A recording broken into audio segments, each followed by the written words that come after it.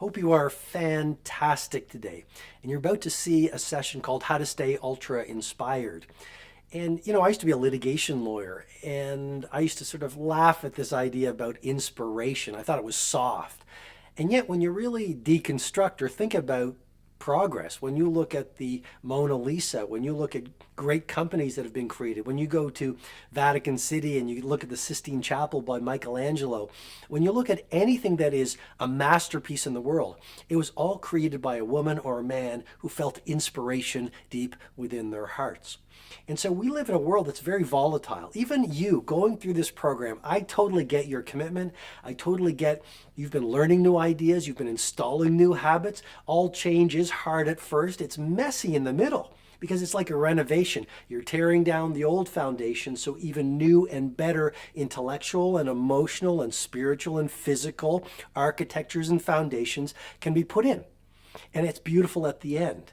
But if you're going through a place right now where it is kind of messy and you're feeling confused, maybe you're tired, maybe you feel really disrupted, I'm here to remind you change will be gorgeous at the end. And you're going through a process and it is all good. And the hero in you wants your next level of world class and the beautiful life that I know you deserve.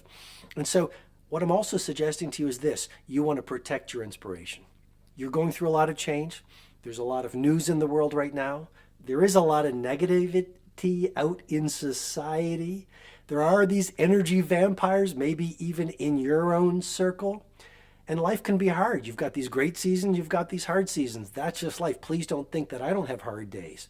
But what I've done is I have learned these tools and these tactics, like the tight bubble of total focus, where you protect your inspiration, you protect your energy, you protect your mindset, you protect your heart set. And that's how you go through the world, living your lofty ambitions, living a great life, staying on your game, because you've learned how to pivot from a hard day or a difficult season to rise to your best. So this next session you're about to watch, this video, will help you stay ultra inspired as you make your rise to legendary. You can't be legendary if you have no energy. And if you look at any iconic producer, one of the common traits they have, massive levels of energy born of inspiration. And so I want to I'm going to jam in this mastery session and just brainstorm a little with you on some of the best ideas I know of to stay inspired, because you're a crafts person, you want to produce exponential results, you want to wow all witnesses, you want to really be the leader in your field, and it all starts with being inspired. I used to be a litigation lawyer. I used to think the idea of inspiration was very soft. It was all about hard tactics, strategy, execution.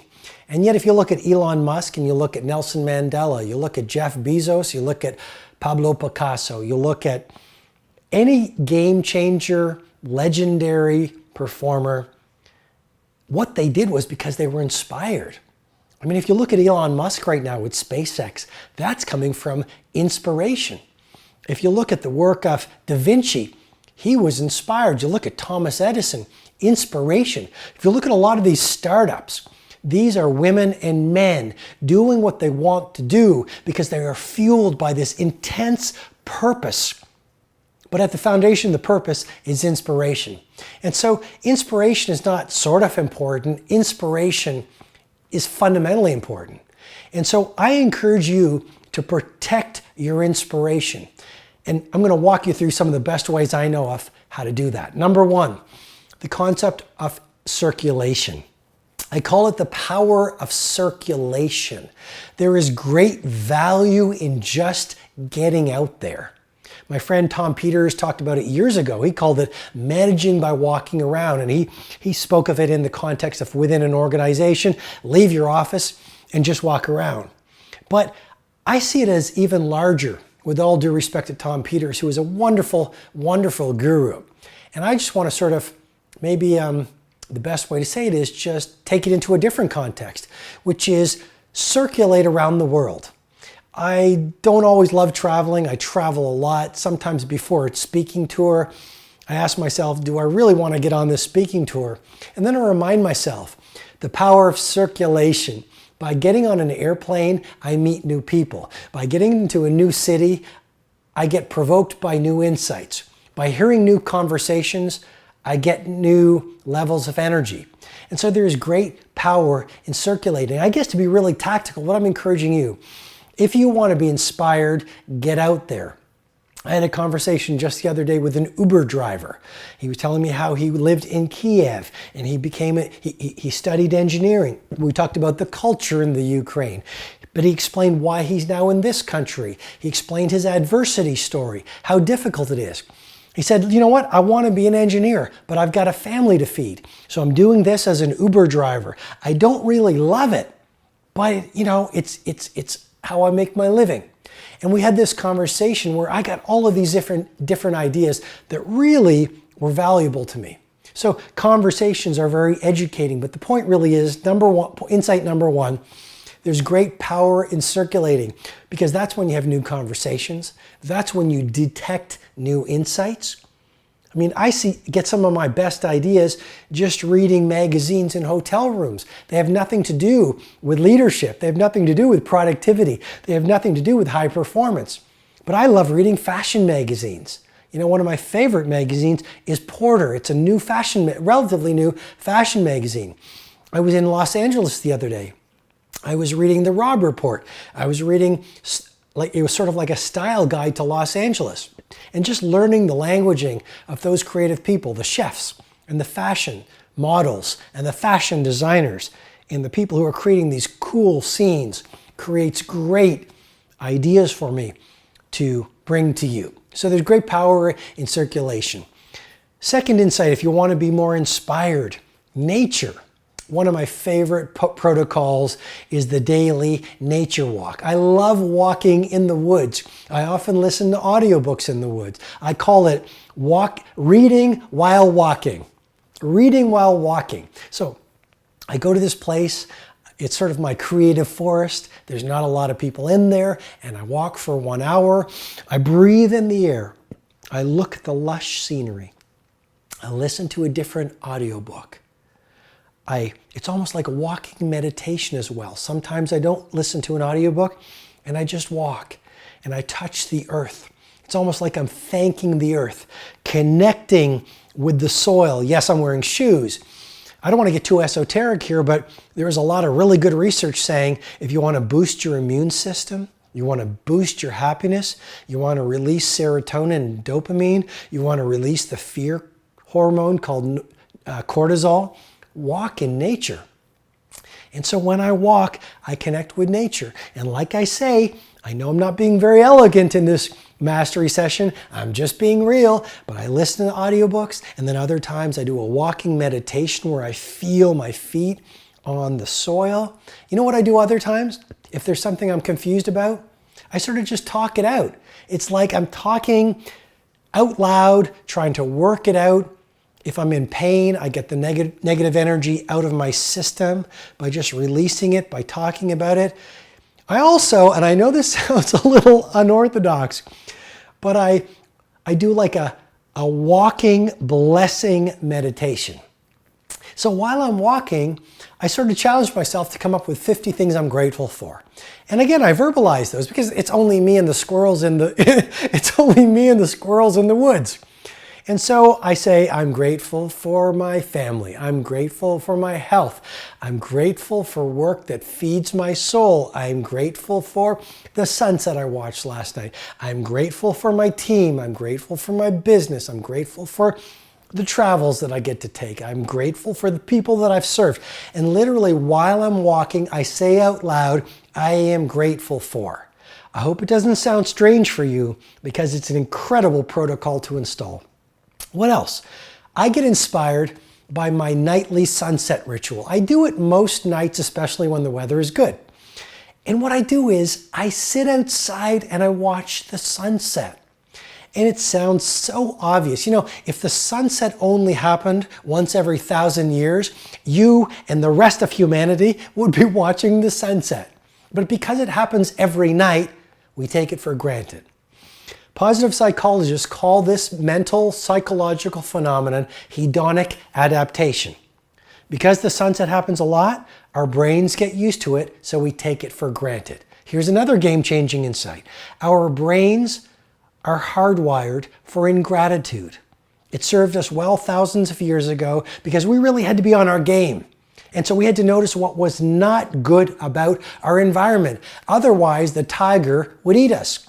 Now here we are, living in the modern age, and we still have an implicit bias within our brains for negativity. And so what I'm suggesting to you is watch the sunset, because if you don't, you will miss it. And personally, I would rather have a gorgeous sunset than all these nice things. I would rather have a conversation with my children over a 3-hour meal than all the money in the world. I would rather sit with my team and build a product that serves millions of people than have all the fame and fortune. I would rather go for a walk in the woods, or, I love mountain biking. I would rather mountain bike and connect with nature and have a ride that opens my heart than all the worldly wins in the world. Because, I've had a lot of those things. I've had a lot of external success. I've experienced a lot of those toys. I've stayed at beautiful places. I've met the rich and the famous. And here's what I'd like to offer to you on this mastery session about staying inspired. What inspires me are the most simple pleasures. The sunset ritual is just one of them. A few final things. If you want to be inspired, connect with your loved ones. When my father turned 75, we had an amazing family dinner. And this is a man of great wisdom who I adore and respect tremendously, along with my mother. And when my dad turned 75, I said, "Dad, what is the single most important thing in life?" He looked at me, smiled, replied in one word: family. And if family is the most important thing as you get older and wiser, why not have the wisdom to make it the most important thing now? Those conversations with your family will inspire you. And with my family, I try to become what I call a perfect moment creator. I had a conversation with someone the other day, and he was getting ready for a trip, and I said, this is one of the mindsets that's important to me. I try to see myself with my family as a perfect moment creator. So every time we do a trip, I go the extra mile to set up these experiences that are unforgettable. And again, I'm a lot about research. There's a lot of good research that says what's most important to your family are experiences versus things. What's most important to our happiness, according to research, are not things, but experiences. And so he went on a trip, and then he said to me, that one insight allowed me to go the extra mile. We did these things that we never would have done, and it was one of the best trips we've ever had. So be a perfect moment creator with your family. And that brings me to my final encouragement for you to become ultra inspiring. It involves a journal, and it's what I call my I am 25 practice. My I am 25 practice. You basically finish the sentence, I am whatever, 25 times. So it might look like this for you. If you want to become more humble, write down, I am more humble. And then you get to your next one. I am more prosperous. I am more excellent. I am more brave. I am more loving. I am more innovative. I am more energetic. I am more inspired. You do that 25 times in your journal on a regular basis. What does that do? It creates a blueprint within your subconscious mind of the elite performer you'll want to become. And then that thinking will become your way of being. Hope you've enjoyed this personal mastery session. Stay super inspired. I'll talk to you soon.